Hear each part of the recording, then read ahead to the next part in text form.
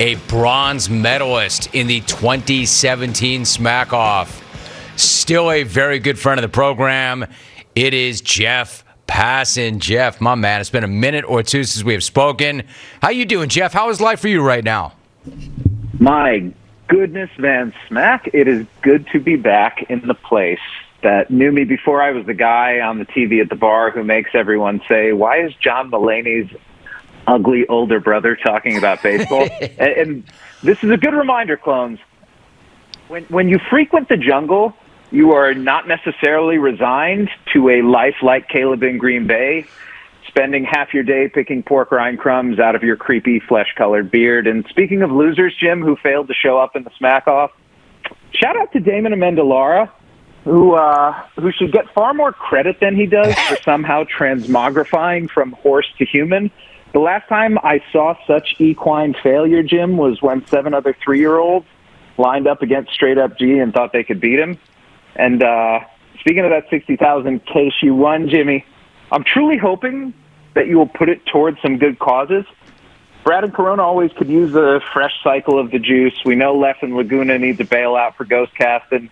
I would love it if you could buy the rest of the Jungle subscriptions for Hooked on Phonics, because letting those two win the last 7 Smack-Offs is a sign that either English is a hard concept to grasp, or the only people who are worth a damn that listen to this show have worse phone connections than me in 2018. And now that I've upgraded, it would not be a proper re-entry into the jungle without a good haiku. Paul's dog laid a turd. It was his call to the show. Run him. Don't rack him. And with all that said, with my triumphant return in the books, Jim, let's talk some baseball. Dude, I don't even know what to do with that. Let me pick up my shattered jaw off of the ground. Congratulations on winning the 2022 Smack Off, Jeff. Very well done. I do want to correct you. We didn't win 60 grand on Sunday. We won closer to 50 grand, but thank you very much.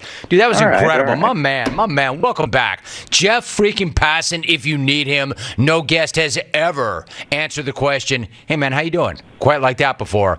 Good to have you back, Jeff. So well done. Why don't we talk a little bit of baseball? So before we get into the details of the lockout, and again, very well done by you. Yesterday was supposed to be the deadline for the deal to prevent losing regular season games. So where do things stand right now as it relates to negotiations? Jeff, what is the latest?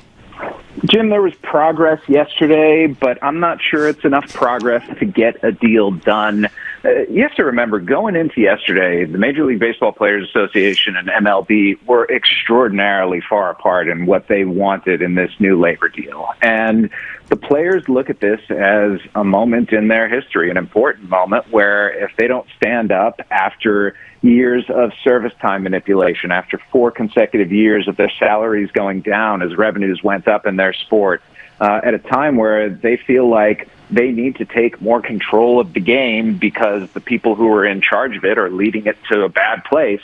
And I understand people are going to look at this like, oh, it's just players trying to get more money. But there's also the counterpoint to that, which is that I wrote this yesterday. It's a zero-sum game, Jim. Either the players get it or the league and the owners get it. And if you are on the side of the game, then you are on the side of the players because they are the game. And so the players, right now, they're looking at the deal that's on the table, and they're saying to themselves, this isn't good enough. And the question is, how resolute are they? How willing are they to walk away from not just opening day, but potentially much deeper into the season to stand up for what they believe in? I'm still reveling in the way you answered, hey, Jeff, how you doing? But to that point, Jeff Passan joining us. Hey, Jeff, to the point, why don't we just kind of go at that question that you just posed? How resolute are the players? For instance, the Major League Baseball Players Association has long been viewed as the strongest and most powerful of the player unions for a long, long time. What is it like right now? Is it as powerful, and are they as resolute as they've been in the past? 25 years of labor peace, Jim, does something to a union. And I'm not going to say that the MLBPA was complacent, because I don't think complacency is the right word for it. But it certainly wasn't like the late 60s when the union formed, in the 70s when it gained strength, and the 80s and early 90s when it was winning every labor battle. I mean, if they're in the position they're in right now, frankly, because the last two labor deals tilted demonstrably in favor of Major League Baseball. And so they feel like there's a lot for them to claw back. The problem, of course, is leverage. And they don't have a whole lot right now. You know, they're offering expanded playoffs. They're offering advertising on uniforms. But aside from those financial incentives, there's not a whole lot there. Maybe, a pitch clock, maybe a ban on the defensive shift. There are a few things that they can do, but the leverage points are much more in favor of the owners at this point because they're the ones who have the financial resources and they're the ones who are trying to tamp down pay as much as possible. And this is just classic business right here. It's labor negotiation. The workers are trying to get the most money out of the business owners, and the owners are trying to pay the least to the workers that they possibly can. And you hope, as a baseball fan, that they reach a deal where not both sides are happy, because that's not possible, but where both sides are not unhappy. That's when you know you've reached a good point, and that's where a deal is going to get struck, where it's more like we can both live with this rather than we're giddy with it. We are talking to Jeff Passan, MLB insider for ESPN and ESPN.com, also author of The Arm. Jeff, from the owner's standpoint, you've also written this, quote, "This is Rob Manfred's disaster, the league's disaster, the owner's disaster, and it's been a long time coming," end of quote. Let me ask you this. Do the commissioner and the owners know this lockout is a disaster, or do they think this is working out really well? I think time's going to tell on that. And the big question for me, 30,000-foot view of Major League Baseball right now, is do the people who are running the ship understand that if they don't steer it correctly, there is an iceberg ahead?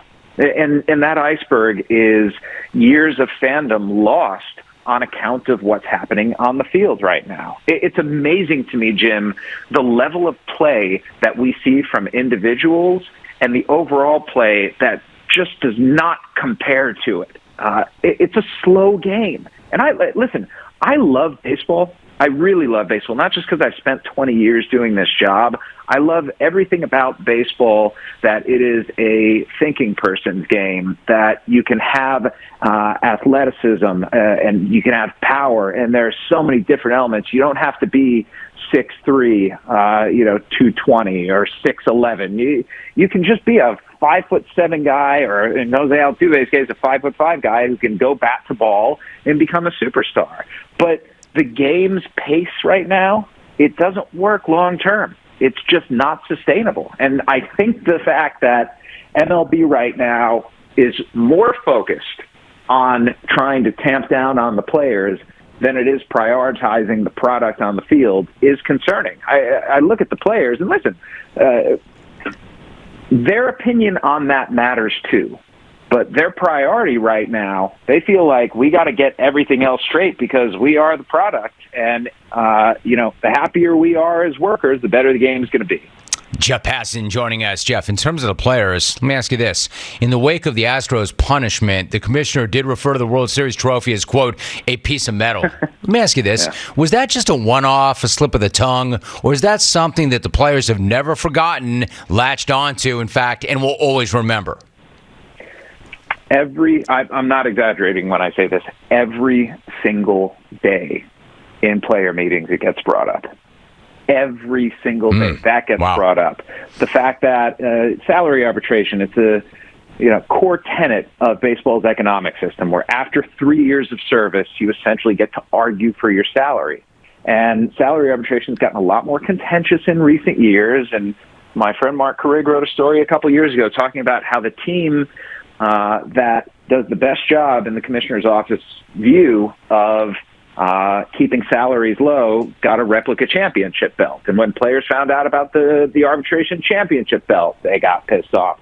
And when they saw Rob Manfred come out a couple of weeks ago and say that investing in the S&P 500 is a more profitable venture than doing so on a Major League Baseball team, that bothered them. It's just this continuous list of grievances that players have. And, they ask the question, does Rob Manfred really like the game? Yes, I do think Rob Manfred likes baseball. But I also think that Major League Baseball, writ large, does things that, frankly, defy logic, reason, sense. And in that, when that happens, the players get more and more animated, more and more aggrieved. The question, Jim, is do they get more and more resolute? And there's a chance if there's not a deal today by 5 o'clock p.m. that we're going to find out the answer to that question. I was going to say, Jeff, before you go then, so how do you see it playing out? Do you expect a deal to get done soon, or could you see the league canceling the first month of the season? I don't know if we're going to get to a month. Listen, negotiations can turn with one sentence, right? Like if you're in a room and you're trying to negotiate something and MLB says something to the players that makes them believe that a deal is not just there to be had, but should be, then yeah, of course we're going to play. But it all depends, I think, on the trajectory of these negotiations today. I will say this, going into them, I'm not particularly confident that they're going to come out of it with a deal. But I hope as a fan and as somebody who would love to cover games this season that they do. And then if they don't, Jeff, if we're looking at a month or more, how much damage then does that do to their sport? I think the day that a game is missed, Jim, is when the damage starts. And it's just going to compound. And how ugly this gets, I don't know. But if you're a sport whose relevancy in the sporting zeitgeist is not nearly what it used to be, and you're losing games for what, to many in the public, fair or not, amounts to a money fight, it's just a bad look. It's a bad look for everybody involved, no matter who's on the right side morally. Everyone is going to get blamed for this. And while I don't think the blame it's fair to equally dish it out, it doesn't matter when games are lost. You start turning off fans. You start turning off casuals who might have turned into fans. You start turning off would-be fans who might have turned into fans. And remember, it took Cal Ripken, McGwire, and Sammy Sosa to rescue Major League Baseball from the debacle that was 1994 and 1995. I don't know that there's a Cal Ripken, Mark McGwire, or Sammy Sosa around these days, and you cannot bank on there being a panacea appearing out of nowhere. Zeitgeist, panacea. Hey, Jeff, really quickly, remember when you appeared on my show and your son walked onto the set and he was the smartest little kid I'd ever seen? How old is he now, and has he split the atom yet, or what is he doing? Because he was the smartest little guy I'd ever seen. Yeah, he's now 14 years old. He is playing baseball and is kind of good. He's taller than I am, which isn't saying much, but still going to be the first 6-foot passing in history. And just finished 8th in a citywide math competition and is going to state this weekend. Oh, beautiful. Love it.